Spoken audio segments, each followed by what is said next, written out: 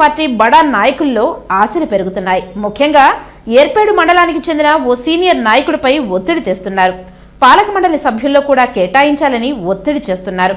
కొంతమంది కార్యకర్తలు తమకు అవకాశం కల్పిస్తారని ఎదురు చూస్తున్నారు. ఇక శ్రీకాళహస్తి నియోజకవర్గం తెలుగుదేశం ఎమ్మెల్యేగా బొజ్జల వెంకట సుధీర్ రెడ్డి ఉన్నాడు కాబట్టి మరో కీలకమైన పదవి శ్రీకాళహస్తీశ్వర ఆలయ పాలక మండలి అధ్యక్ష పదవి తమకే కావాలని శ్రీకాళహస్తి జనసేన పార్టీ నాయకురాలు కోటా వినూత డిప్యూటీ సీఎం కళ్యాణ్ ను అభ్యర్థించినట్లు తెలుస్తుంది.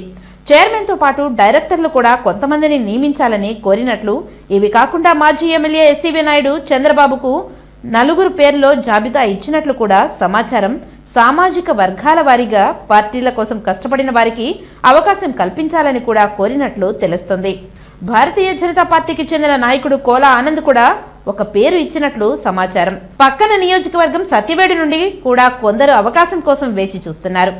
ఎస్సీవీ నాయుడుతో సహా 4 పేర్లతో జాబితాను చంద్రబాబుకి ఇచ్చినట్లు కూడా సమాచారం. సామాజిక వర్గాల వారీగా పార్టీ కోసం కష్టపడిన వారికి అవకాశం కల్పించాలని కూడా తెలుస్తుంది. శ్రీకాళహస్తీశ్వర ఆలయ పాలక మండలి సభ్యుల సంఖ్య 15 ఉండగా ప్రస్తుతం ఈసారి 17కు పెంచింది. బ్రాహ్మణ సామాజిక వర్గానికి 1, నాయి బ్రాహ్మణ సమాజానికి సంబంధించి 1 ఇవ్వాలని నిర్ణయించారు. గత కొంతకాలం నుంచి మహిళలకు కూడా 40% అందిస్తున్నారు. ప్రస్తుతం ఉన్న పరిస్థితిలో కూటమి పార్టీలతో ఎవరికి పదవి వరిస్తుందోననేది ముక్కంటీసునికే ఎరుక. ఎవరికి ప్రసాదం ఇస్తాడో తెలియాల్సి ఉంది.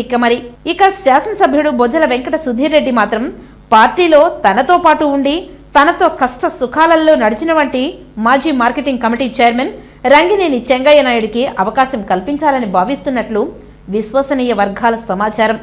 మరి ఎవరికి వరిస్తుందో అవకాశం వేచి చూడాలి.